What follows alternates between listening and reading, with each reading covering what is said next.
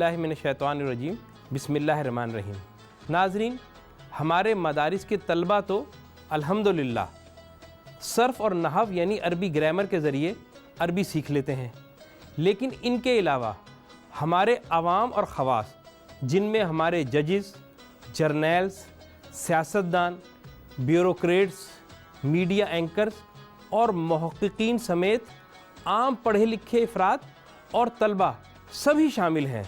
وقت کی کمی، صرف و نحو کے مشکل ہونے اور عربی زبان کو مشکل سمجھنے کی وجہ سے نماز و قرآن پڑھتے تو ہیں لیکن سمجھ نہیں پاتے، حالانکہ ان میں سے بے شمار حافظ قرآن بھی ہوتے ہیں۔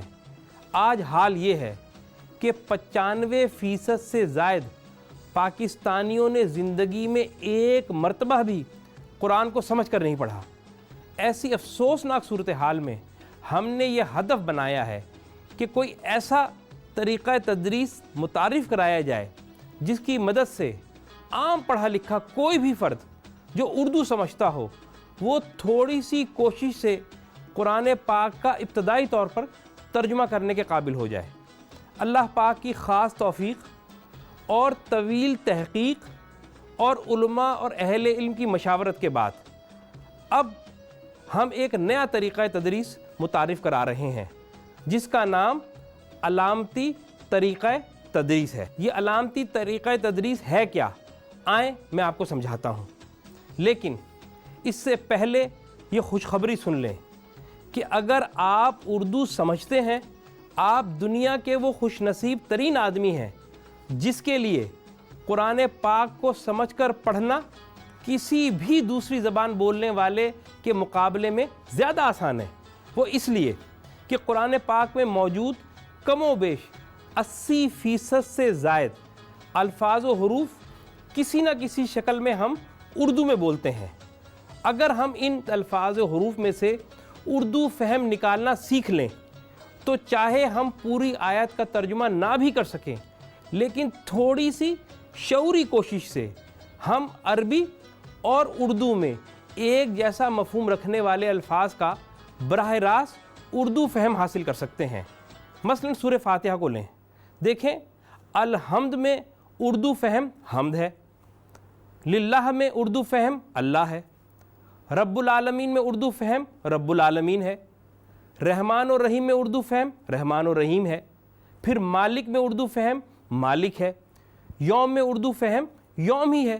آپ نے دیکھا کہ میں نے کسی بھی لفظ کا ترجمہ در ترجمہ نہیں کیا، بس یہی علامتی طریقہ تدریس کا پہلا مرحلہ یعنی عربی الفاظ میں سے اردو فہم تلاش کرنا ہے۔ اب قرآن کے 80% سے زائد مشترک مفہوم رکھنے والے الفاظ و حروف کا اردو فہم حاصل کرنے کے بعد لازماً ہمارے دل میں اگلی خواہش یہ ہوگی کہ جب اتنا سمجھ لیا ہے تو اب ہمیں پوری آیت کا ترجمہ بھی سمجھ آنا چاہیے۔ تو بھائی سمجھ لیں کہ اس میں بنیادی رکاوٹ ضمائر یعنی پروناؤنز ہیں، جیسے میں، تم، ہم اور وہ وغیرہ۔ اردو کے برعکس عربی میں یہ پروناؤنز 6 علامات الف، ت، نون، یہ، کاف ہے، ان کی شکل میں الفاظ سے جڑی ہوتی ہیں۔ بس اتنی سی بات ذہن نشین کر لیں کہ عربی میں عموماً حرف ت شروع میں آئے یا آخر میں آئے تو اس کا مطلب ہوگا تو۔ اسی طرح نون کا معاملہ بھی ہے کہ یہ شروع میں آئے یا آخر میں آئے تو اس کا مطلب ہوگا ہم یا ہمارا۔ پھر الف شروع میں آئے تو اس کا ترجمہ ہوگا میں، اور آخر میں آئے تو اس کا ترجمہ ہوگا وہ۔ اس کے برعکس یا شروع میں آئے تو اس کا ترجمہ ہوگا وہ، اور آخر میں آئے تو ترجمہ ہوگا میرا۔ یعنی الف، ت، نون، یہ اتنی کی 4 سرخ علامات کے علاوہ کاف اور ہے مزید 2 علامات ہیں جو ہمیشہ لفظ کے آخر میں آتی ہیں۔ کاف کا مطلب ہوگا تیرا یا تمہارا، اور ہے کا مطلب ہوگا اس کا یا ان کا۔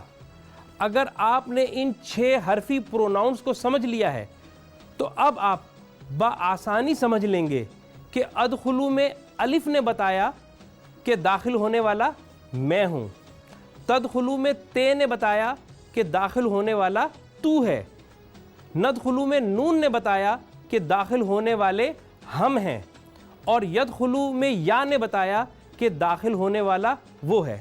آپ نے دیکھا کہ ان علامات کی مدد سے ہم کتنی آسانی سے پہچان جائیں گے کہ کام کرنے والا کون ہے یا کس چیز کا تعلق کس فرد سے ہے۔ الحمدللہ ہم نے عربی الفاظ میں سے اردو فہم نکالنے کے ساتھ یہ بھی سمجھ لیا ہے کہ عربی میں اردو کے برعکس ضمائر یعنی پروناؤنز 6 حرفی علامات کی شکل میں الفاظ سے جڑی ہوتی ہیں، لیکن با محاورہ ترجمہ کرنا اب بھی مشکل لگ رہا ہے۔